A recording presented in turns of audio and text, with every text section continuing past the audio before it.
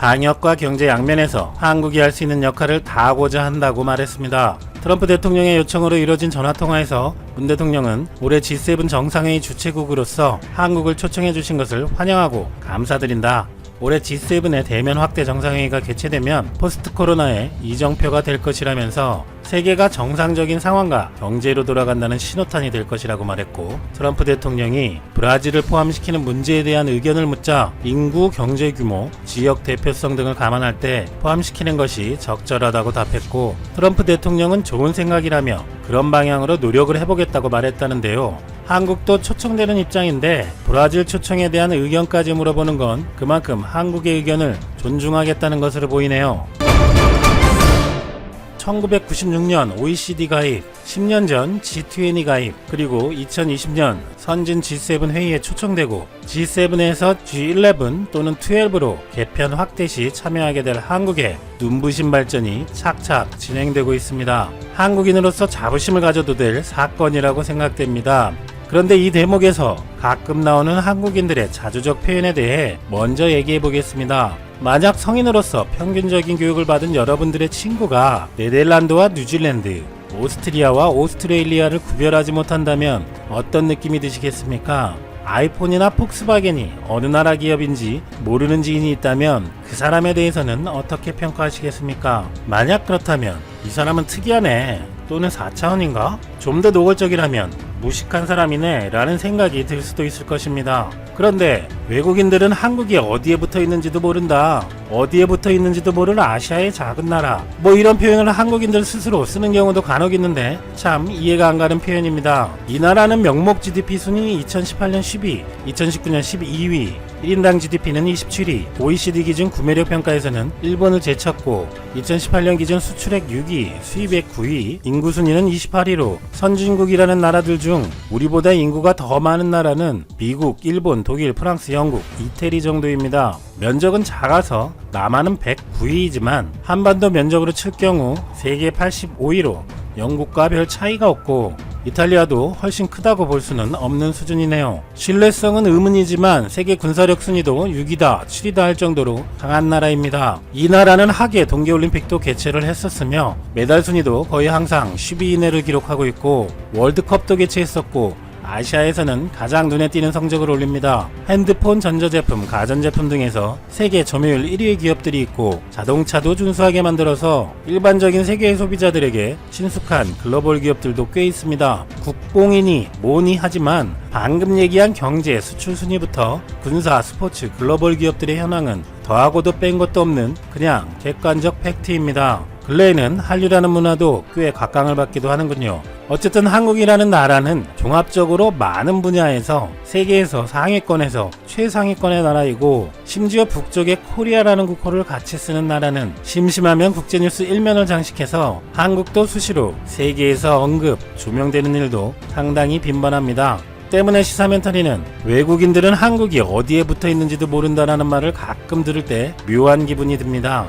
어떤 외국인이 정말 그렇다면 그 사람은 특수한 상황이라서 국제사회에 대한 지식이 정말 필요 없는 경우를 제외하고는 단적으로 무식한 사람일 수도 있고, 어떤 나라의 사람들이 대부분 한국을 모른다고 한다면 그 나라의 교육 수준이 전체적으로 낮아서 다른 지식도 전반적으로 부족한 상태이거나 먹고 살기 힘들어서 다른 것에 신경 쓰지 못하는 상태, 또는 그 나라의 미디어가 상당히 낙후된 나라나 지역일 것이라고 생각하는 것이 더 합리적이지 않을까 하고 생각합니다. 역시 한국을 모르는구나, 한국은 아직 부족한 나라라는 겸손한 생각 대신에 말이죠.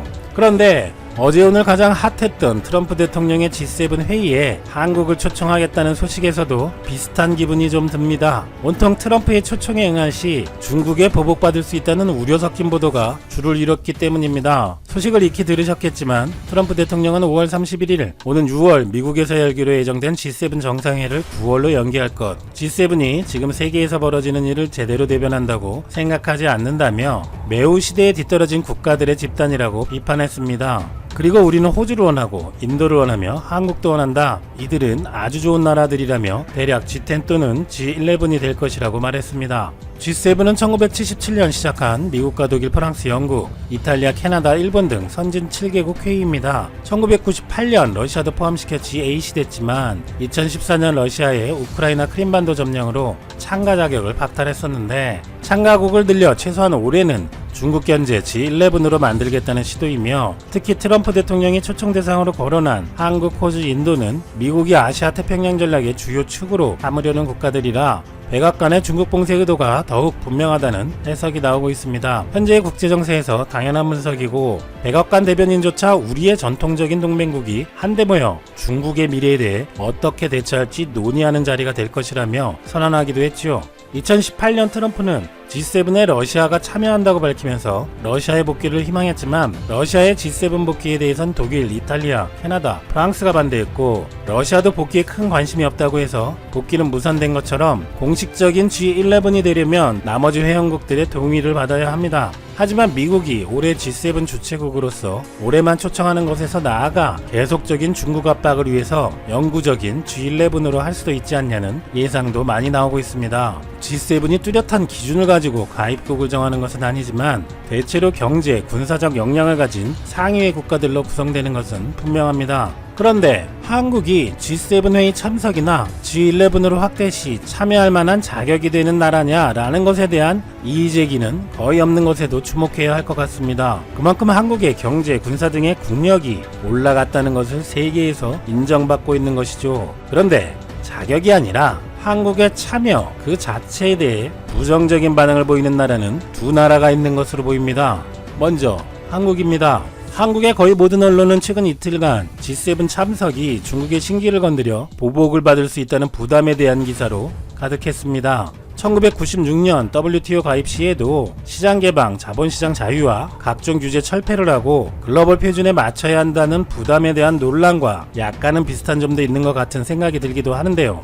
물론 장단점에 대한 분석은 당연한 과정일 것입니다만, 우리의 국격도 G7 참가에 아무도 이의를 제기하지 않을 정도로 높아졌다는 것에 대한 자부심을 가진다면 우려되는 부분에 대한 것도 잘 대처하리라는 기대도 할 수 있지 않을까요? G7이나 G11에 참여해서 중국 제재에 동참하게 되는 경우 보복 같은 피해로 어려워질 수 있고, 군사적으로는 미국, 경제적으로는 중국과 밀접한 관계에서 곤혹스러울 경우도 발생할 수 있다는 우려도 많습니다. 하지만 이런 우려는 참여하지 않는다고 해도 발생할 문제입니다. G7, G11에 참여하지 않는다고 한국을 영세 중립국으로 간주하지도 않을 것이기 때문에 국제외교에서 발언권과 영향력이 커지는 것이 차라리 피해를 받을 위험이 더 적을 수도 있다는 의견도 있습니다. 한국이 G7 구도에 포함되면 레벨이 달라집니다. 이 체제의 편입은 개도국 중심인 브릭스 국가에 터키, 아르헨티나, 인도네시아 등을 합친 G20에서 최선진국 속으로 뛰어든다는 의미도 있습니다. 다극화한 국제경제 시장에서 효과적인 대처를 할 수 있다는 것이 최대 이점이고, 현행 G20나 OECD 회원국으로서는 한계가 있는 것이 사실입니다. 기존의 경제 군사력에 더해 최선진국으로 이미지가 향상되고 안건은 공개되지만 G7 국가들이 어떤 입장인지 회의 결과도 나오지 않는 경우가 많는 등 G7은 현대 외교의 밀실이라고 불릴 만큼 그들만의 리그 같은 성격도 있어서 글로벌 외교 이슈에 직접 개입도 가능할 것이고 외교적 발언권도 확대가 될 수 있을 것입니다. 다만 미국의 의도가 뻔히 보이는 상황에서 드러내놓고 중국을 버린다, 중국이 악이다 라고 할 필요도 없는 것이죠. 최근 사드 장비 교체 반입을 놓고도 과민 반응을 나타내는 중국인데 구태여 나설 이유 없이 상황을 보면서 우리의 영향력도 확대하고 국가의 이익을 위해 신중하게 대처할 것이라 보입니다. 미국도 중국도 한국이 필요하다는 신호를 계속 보내고 있으니 예전처럼 힘이 없어서 양쪽의 틈바구니에서 피해만 보던 상황과는 매우 달라졌다고도 볼 수 있을 것입니다. 우리가 세계 리더국으로서의 위상이 높아지게 되는 만큼 그에 상응하는 책임과 부담을 져야 하는 것도 당연합니다. 다만 강대국 간의 과도한 패권 경쟁에 말려 들어가는 국면은 가급적 피해야 할 것이고, 그리고 트럼프 대통령의 재선 캠페인 속에서 나온 러브콜이기 때문에 지속 가능성을 담보하기 힘들다는 것도 고려해야 할 것이지만, G7 정상회의 참가 기회를 살리면서도 험난한 파도를 헤쳐나갈 수 있는 신중한 대응이 나올 것으로 기대합니다.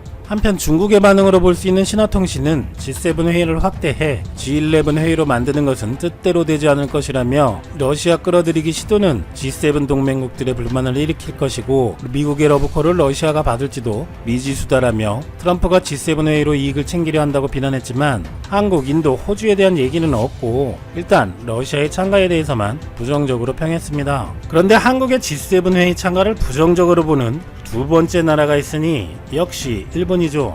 일본의 산케이 신문은 한국은 미국과 동맹관계에 있으면서 경제적으로는 중국에 크게 의존하는 양다리 외교를 전개해 문제가 될 수 있다며 한국의 존재는 여러 선진국들이 보조를 맞춰온 대중국 정책을 흐트러뜨릴 우려가 있다고 주장했습니다. 요미우리 신문도 G7 내 합의가 쉽지 않을 것이라고 예상하며 미국이 한국을 비롯한 4개국을 초청한 것은 중국을 노골적으로 견제하기 위함인데 기존 G7 국가들에서 신중론이 나올 수 있다고 하며 또 일본 내부에서는 한국이나 호주의 G7 참가를 견제하는 목소리도 나오는 것이 일본 외무성의 한 간부는 일본이 가지는 아시아에서 유일한 G7 참가국이라는 의미가 퇴색될 수 있다고 말했다. 정보보호협정을 줄여서 우리는 지소미아라고 하죠. 말 그대로 서로 군사기밀을 공유하는 협정인데 이번에 한국이 먼저 일본에 지소미아를 끝내겠다고 발표했습니다. 지소미아는 11월 23일 종료되는데요. 한국과 일본이 문제를 제기하지 않으면 1년씩 자동으로 연장이 되죠.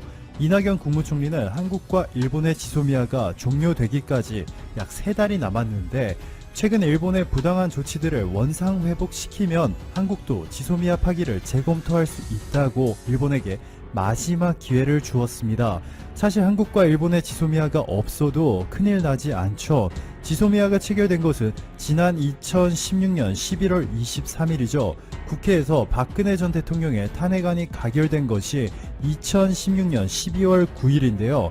자신이 탄핵당할 것을 이미 어느 정도 알고 있었을 시기에 일사천리로 일본과 지소미아를 체결해버린 것 같은 느낌이죠. 여기 보시면 2016년 11월 1일 일본 도쿄에서 지소미아 체결을 위한 첫 실무 협의가 개최되었는데 2주 만에 법제처 심사가 완료되고 3주 만에 박근혜 전 대통령의 재가 후에 다음날 바로 지소미아가 발효되었죠. 정말 급해 보이는 진행 절차예요. 박근혜 전에 이명박 전 대통령도 2012년 지소미아 국무회의를 비공개로 돌리면서까지 신속하게 지소미아를 체결하려 했다가 비난 여론이 너무 거세니까 협정 체결 직전에 무산되었죠. 이들이 이렇게 비밀스럽고 급하게 체결하려 했던 지소미아가 과연 얼마나 한국의 국익에 도움이 될까요? 한국이 지소미아를 체결하면서 얻는 실질적인 장점으로 거론됐던 것이 일본 군사시설을 이용한 북한 정찰이었습니다.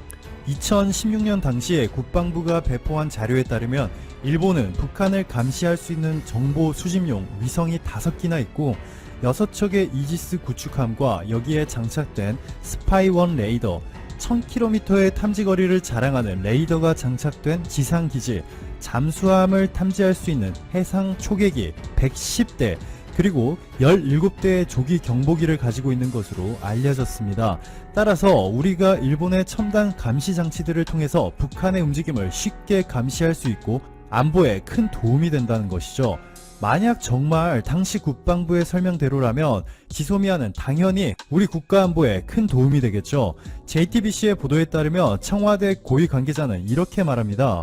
지금까지 일본으로부터 북한 미사일과 관련된 의미 있는 정보를 받아본 적이 없다. 일본에서 받은 정보를 이번 정부 들어서 미사일 분석에 사용한 적이 없다. 즉 지소미아로 한국이 얻은 게 없다는 것이죠. 대신 일본 자위대의 한반도 내 권한을 확대시켜준 꼴이 되었다고 평가받고 있습니다.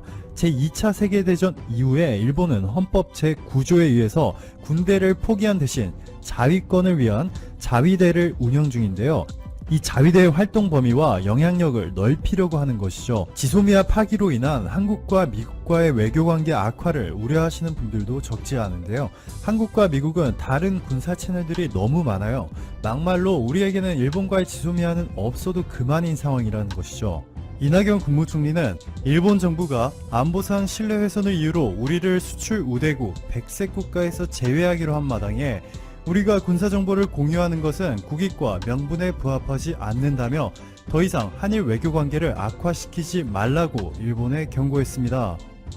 일본 대신 문재인 정부가 이번에 태국과 지소미아를 체결할 것으로 알려졌죠.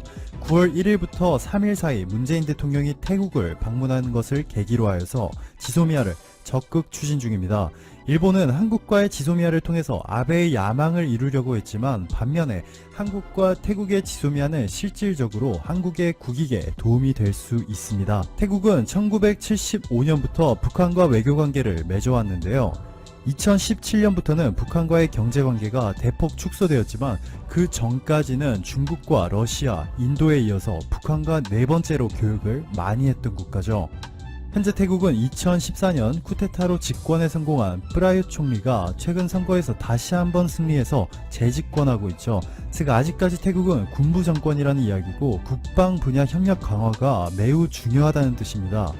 태국과의 지소미아는 문재인 대통령의 신남방 정책에서 중요한 시작점이 되기도 합니다. 아세안 국가들과의 협력 수준을 미국, 중국, 러시아, 일본 못지않게 높이겠다는 것이죠. 보시면 태국은 일본에 비해 한국과의 무역 규모가 매우 작습니다. 수출은 3분의 1 수준이고 수입은 10분의 1. 하지만 중요한 점은 태국은 우리에게 기회의 땅이라는 것이죠. 현재 한국과 태국은 자유무역협정 FTA를 1대1로 체결하지 않았습니다. 2016년 체결한 것은 한국과 아세안 FTA로 한국과 동남아 국가연합과의 FTA입니다. 이번 태국과의 지소미아를 계기로 협력 관계가 강화된다면 태국과의 1대1 FTA가 가능해질 것이고 한국 기업들은 태국에서 시장 점유율을 대폭 확대할 수 있는 기회를 얻게 되겠죠. 한 가지 예를 들면 한국에서 5,500만원에 판매되고 있는 BMW 320D가 태국에서 얼마인지 아시나요? 292만 9천 바트, 하나로 약 1억 2천만원 정도입니다. 한국에서 3천만원에 판매되고 있는 현대차의 그랜드 스타렉스는 태국에서 7,722만원, 세금이 100%가 넘는다는 것이죠. 보시는 것처럼 GDP 성장이 0%로 돌진하는 일본과는 다르게 태국의 성장률은 4%를 넘겼습니다. 한국, 일본을 포함한 대부분의 G20 국가들이 고령화와 인구 감소로 시달리는 것과는 달리 인구수도 여전히 빠르게 상승하여 어느덧 7천만 명을 눈앞에 두고 있습니다. 물가 상승률이 안정적으로 유지되는 가운데 1인당 GDP도 가파른 성장을 보이고 있죠. 정부가 관세만 낮춰준다면 한국 기업들이 새로운 성장 동력을 찾는 데 있어서 아주 좋은 기회의 땅이 되겠죠. 한국, 태국, 지소미아는 군사적 협력 관계로 시작하겠지만 1대1 FTA를 체결하기 위한 발판이 될 것이고 두 나라가 문화와 경제 협력 관계가 발전하는 데 있어서 핵심적인 역할을 할 것입니다.